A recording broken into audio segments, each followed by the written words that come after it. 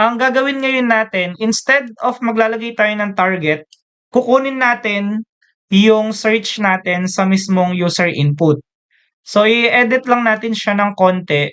So, dito sa taas, maglalagay lang tayo ng scanner. So, ang scanner, ginagamit po natin siya para ma-read or basahin yung user input, yung ilalagay ng user natin. And then, ang scanner natin meron siyang pangalan. Let's say for example, ang ilalagay natin ay SC. And then equal ngayon natin siya sa new scanner. Then gagamit tayo ng system.in dito.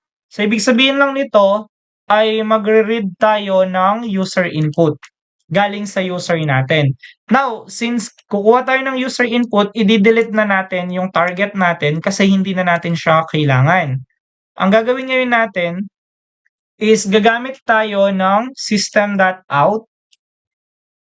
Lalagay natin siya dito sa baba ng mga array natin. So, system.out.print. Then, sasabihin natin, enter name to search. Okay, so after nun, ang gagawin natin, mag-create tayo ng variable kung saan papasok yung mga user inputs natin. So in this case, ang gagawin natin is create ka ng data type na string dito and then ilalagay mo yung target. Si target, ito yung magiging variable para sa user input natin. So ito pa rin naman yung choices natin, kaso lang ita-type lang siya ng magiging user natin. So sa target natin, ang gagawin natin, equal natin siya sa mismong scanner natin. And then, gagamit tayo ng .next line. So bakit next line? String kasi yung ginagamit natin. So meron iba't iba per data type. Meron kang next line for string, meron kang next int for integer, next double for double naman. So, ngayon, instead of default na nakalagay dito, ini-input na siya ng magiging user natin. So, after nun, ang gagawin lang natin dito, since nag-open ka kasi ng scanner dito, kailangan lang natin siyang i-close dito, yung scanner. So, para iwas sa leakage ng mismong memory natin. So, yun ngayon, yung edited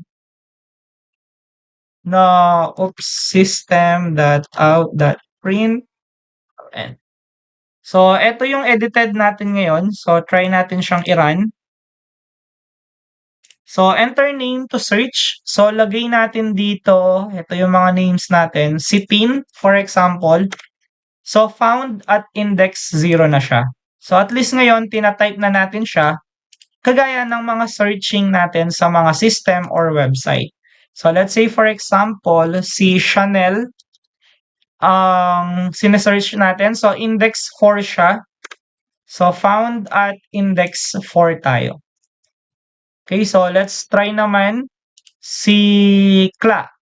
So, si Kla ay nasa index 1. So, found at index 1 tayo. So, ito naman yung sa user input natin.